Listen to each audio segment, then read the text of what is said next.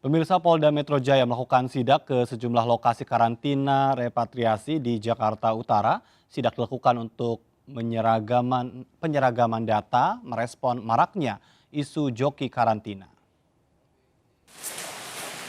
Salah satu hotel yang didatangi berada di kawasan Tapanggo, Tanjung Priuk, Jakarta Utara. Petugas memantau kesiapan dan juga prosedural tempat yang menampung para warga negara Indonesia pelaku perjalanan luar negeri. Sebelumnya, Menteri Kesehatan Budi Gunadi Sadikin menyentil dugaan joki karantina. Menkes meminta pihak terkait melakukan monitoring di lapangan dan memeriksa kamar-kamar pelaku perjalanan yang menjalani karantina. Berarti sebelum dia check out dia harus cek PCR dulu berarti ya? Betul Pak. Fasilitas di Jakarta. Terpapar COVID-19 varian Omikron, ibu dan anak di Cipinang, Cempedak, Jakarta Timur menjalani isolasi di rumahnya dengan pemantauan petugas. Sementara puluhan warga lain yang telah di-tracing dan di-testing dinyatakan negatif.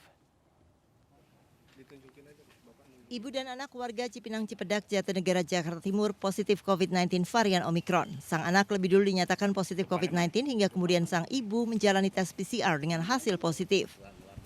Petugas menyarankan keduanya untuk isolasi di RSDC Wisma Atlet Kemayoran, Jakarta. Namun akhirnya keduanya tidak dievakuasi dan menandatangani surat pernyataan kepada petugas. Lantaran rumahnya yang berlantai 2 dianggap memadai untuk isolasi mandiri. Kondisi kedua pasien tetap dipantau tim medis tempat.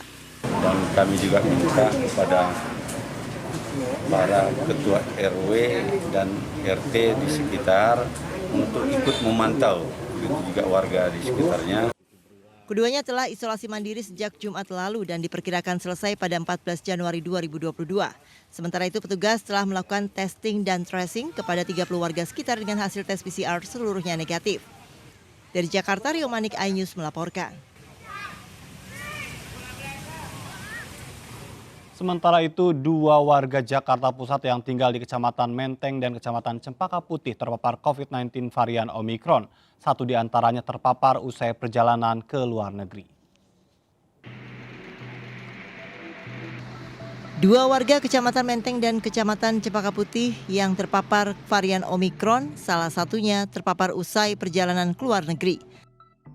Menurut Wakil Wali Kota Jakarta Pusat Irwandi, warga yang terpapar di Kecamatan Menteng sebelumnya melakukan perjalanan ke luar negeri dan sempat karantina di sebuah apartemen di Kebon Sirih, Jakarta Pusat. Sementara 1 warga yang tinggal di Kecamatan Cempaka Putih terpapar varian Omikron usai tes PCR dan menjalani karantina mandiri di hotel di kawasan Cempaka Putih, Jakarta Pusat. Keduanya telah dijemput petugas untuk karantina di RSDC Wisma Atlet Kemayoran, Jakarta Pusat. Jadi Menteng baru Cempaka Putih 2 yang baru kedeteksi karena mereka yang baru PCR baru itu. Kita akan lakukan PCR secara masif ya. Gitu ya. Wakil Wali Kota Jakarta Pusat mengimbau warga dan petugas untuk selalu mentaati protokol kesehatan untuk mencegah bertambahnya kasus varian Omikron dan COVID-19 di wilayah Jakarta Pusat. Dari Jakarta Pusat, Rani Sanjaya, iNews melaporkan. Pemirsa, ratusan orang menggelar aksi unjuk rasa di kawasan Patung Kuda, Jakarta Pusat. Mereka mendesak pemerintah menggunakan vaksin berlabel halal sesuai dengan fatwa MUI. Masa dari Forum Umat Muslim Indonesia menggelar aksinya di kawasan Patung Kuda di kawasan Gambir, Jakarta Pusat. Ini terkait dengan penggunaan vaksin COVID-19 di tanah air. Dengan mengusung beragam spanduk, masa mendesak pemerintah untuk menghentikan penggunaan vaksin non-halal dan menggantinya dengan vaksin berlabel halal dari MUI dalam menuntaskan program vaksinasi nasional. MUI sendiri telah mengeluarkan sertifikasi halal untuk 2 jenis vaksin, yakni vaksin Zivavax dan vaksin Sinovac. Pengunjuk rasa juga meminta pemerintah agar menggunakan vaksin booster berbayar juga haruslah yang berlabel Majelis Ulama Indonesia.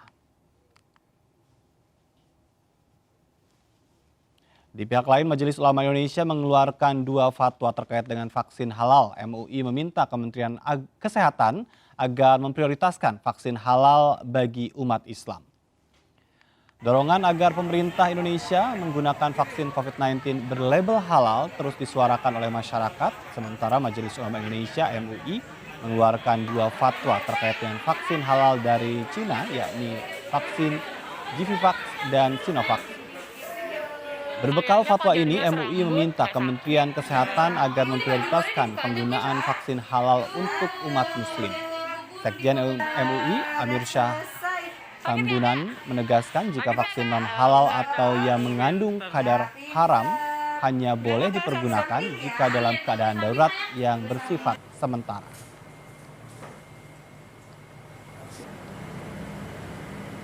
Kepada pemerintah untuk menyediakan vaksin yang halal, karena sepanjang kita ketahui bahwa pihak produsen menyediakan vaksin halal, tentu cara penyediaannya itu tergantung kepada, kita serahkan sebenarnya kepada pemerintah. Jadi tidak ada alasan menurut hemat saya kalau menyediakan vaksin yang tidak halal. Badan Pengawas Obat dan Makanan BPOM mengeluarkan izin penggunaan darurat terhadap 5 jenis vaksin sebagai vaksin booster yang akan dimulai Rabu besok. Pastikan Anda mengetahui vaksin apa yang akan Anda gunakan nantinya untuk booster.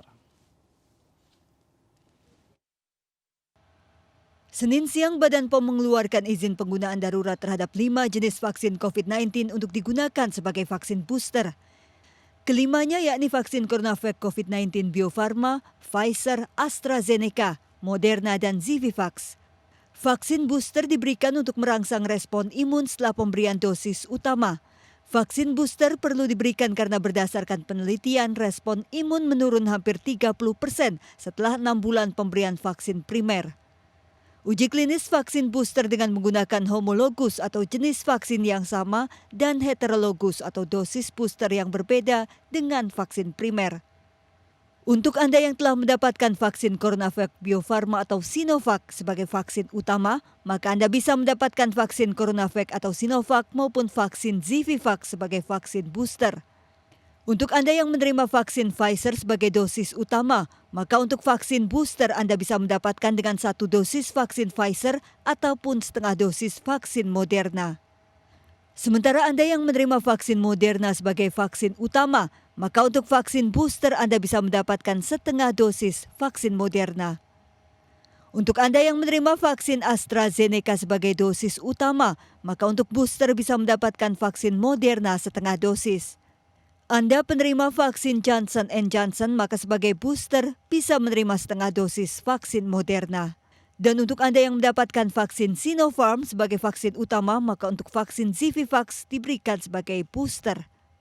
Data imunogenisitas dari hasil pengamatan uji klinik dari semua vaksin COVID-19 menunjukkan adanya penurunan kadar antibodi yang significantly menurun sampai di bawah 30% terjadi setelah 6 bulan pemberian vaksin primer yang lengkap. Oleh karena itu diperlukan pemberian vaksin booster atau dosis lanjutan untuk meningkatkan kembali imunogenisitas yang telah menurun. Seluruh vaksin booster diberikan pada usia 18 tahun ke atas dengan interval 6 bulan dari dosis utama. Dari hasil kajian, kelima vaksin menunjukkan peningkatan imunogenisitas titer antibodi bervariasi dengan efek samping ringan. Saat ini Badan POM juga masih mengkaji sejumlah vaksin lainnya sebagai vaksin booster. Dari Jakarta, Tim Liputan iNews melaporkan. Pemirsa, Presiden Joko Widodo mengatakan vaksin dosis ketiga atau booster akan dimulai besok dan Jokowi memastikan vaksin booster diberikan gratis untuk masyarakat. Booster ini diperlukan untuk memenuhi kekebalan tubuh menghadapi varian COVID-19 yang terus bermutasi. Dan sudah ada Yasmin Atania di Gedung Kemenkes Jakarta untuk mengupdate bagaimana persiapan berkaitan dengan pelaksanaan vaksinasi booster yang akan dilakukan besok.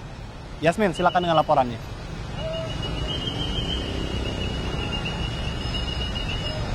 Ya, selamat sore Ajat dan juga pemirsa. Terkait persiapan maupun teknis pelaksanaan ini masih akan disampaikan langsung hari ini tepatnya pada pukul 16.30 waktu Indonesia Barat oleh Menteri Kesehatan Republik Indonesia Budi Gunadi Sadikin melalui akun official YouTube-nya. Jadi bagi masyarakat yang ingin mengetahui seperti apa teknis pelaksanaannya, ini bisa langsung mengecek YouTube dari Kementerian Kesehatan. Dan tadi kami sempat memantau salah satu puskesmas atau lokasi vaksinasi di kawasan Menteng, Jakarta Pusat. Namun berdasarkan keterangan dari pihak puskesmas ini menyampaikan bahwa mereka siang hari tadi memang belum mendapatkan arahan dari Dinas Kesehatan terkait untuk pelaksanaan vaksinasi booster yang akan berlangsung esok hari. Namun dari segi sarana prasarana mereka mengaku sudah siap akan hal tersebut. Ini tinggal menunggu konfirmasi resmi dari Dinas Kesehatan untuk melaksanakan vaksinasi esok hari.